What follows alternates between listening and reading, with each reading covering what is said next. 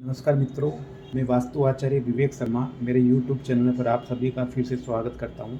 आज का मेरा वीडियो है ये भूमि परीक्षा के ऊपर में मैंने लिखा है, ऊपर का टॉपिक है। अब ये भूमि परीक्षा क्या होती है, बहुत इजी सा कॉन्सेप्ट है, वो मैं आप लोगों को समझाता हूँ। आप लोगों ने कोई भी घर खरीदने के लिए एक नया प्लॉट लिया है, जैसे मान लीजिए मैंने प्लॉट बना दिया है, यहाँ पे ये स्क्वायर प्लॉट है, मतलब इसकी साइज़ के ऊपर नहीं जाना है और इसकी दिशा भी अपने को नहीं देखनी है। ईस्ट है, फिर भी मैंने ईस्ट, साउथ, वेस्ट, नॉर्थ लिख दिया है।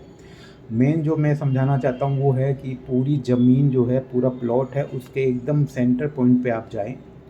ये सेंटर पॉइंट है, वहाँ पर सेंटर पॉइंट पर जाकर आप 3 फीट का एक गड्ढा, गहरा गड्ढा, 3 फीट लंबाई, 3 फीट चौड़ाई और 3 फीट वो जो है गहरा एक गड्ढा खोदें। गड्ढा खोदने के बाद में उसमें से जो भी मिट्टी निकली है उन मिट्टी को वापस आप गड्ढे में डाल देंगे। तो अगर मिट्टी डालने के बाद उसमें अगर जगह बच जाती है, मतलब वो गड्ढा अगर पूरा नहीं भरता है, तो ऐसी ज़मीन जो है आपके लिए बहुत ज़्यादा ख़राब मानी गई है।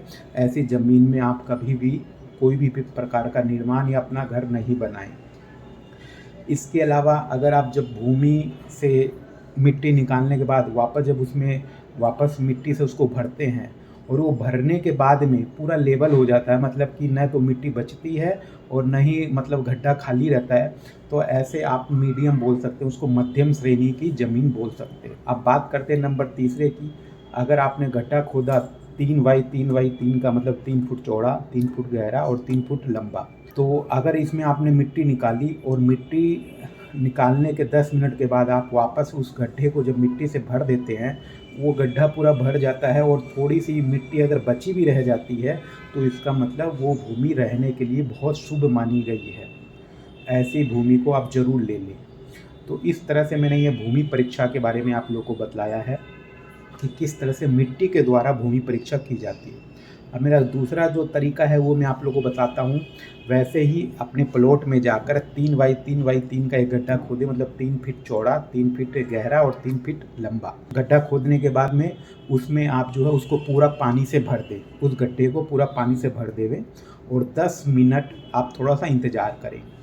अगर उसमें पानी का लेवल जो है बहुत नीचे तक चला गया, मतलब उस ज़मीन ने अगर पानी बहुत ज़्यादा सोख लिया, तो वो ज़मीन रहने लायक नहीं है, उस ज़मीन को तुरंत छोड़ देना चाहिए।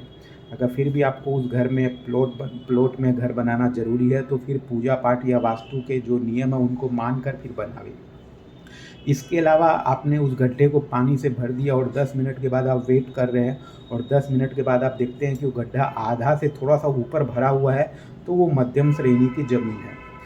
और मेरा तीसरा उपाय है कि आपने उस गड्ढे को पूरा पानी से भर दिया और 10 मिनट इंतज़ार करने के बाद भी अगर उसका पानी कम नहीं होता है या 1-2 इंच ही पानी कम होता है, तो ये भूमि रहने के लिए बहुत शुभ मानी गई है। ऐसे भूमि में घर बनाने से सुख शांति हमेशा बनी रहती है, क्योंकि उसकी मिट्टी भी अच्छी है और वो ज़मीन जो है कहीं न कहीं अंदर से, ये समझ लीजिए कि आप बंजर नहीं है और कहीं न कहीं वो चीज़ें आपको जीवन में आपको सफलता देगी, क्योंकि वो पानी जो है वो पूरा भूमि उस पानी को पूरा वो सोख नहीं पाई है। और मिट्टी का भी मैंने जो कॉन्सेप्ट बताया कि मिट्टी भी डालने के बाद अगर बची रह जाए तो वो भी बहुत अच्छा है। ऐसी भूमि क्या है, उसमें रहने वाले मालिक को हमेशा कुछ न कुछ तरक्की ही देती है।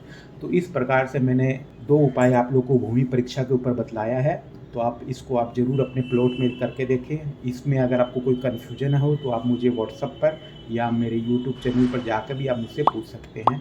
और मेरा ये वीडियो आप लोग को कैसा लगा, आप कमेंट्स बॉक्स में ज़रूर बताइएगा। नमस्कार।